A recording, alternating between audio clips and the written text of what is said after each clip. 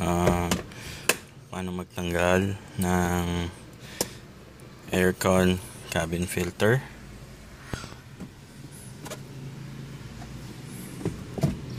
So yung sa akin, ilang beses ko nang natanggal at meron na ring tukod para hindi pumasok yung amoy galing sa labas.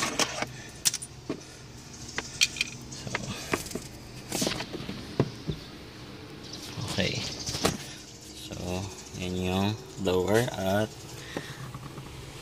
ito yung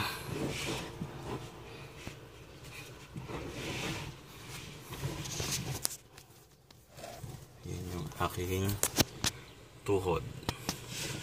So ganito alisin yung filter.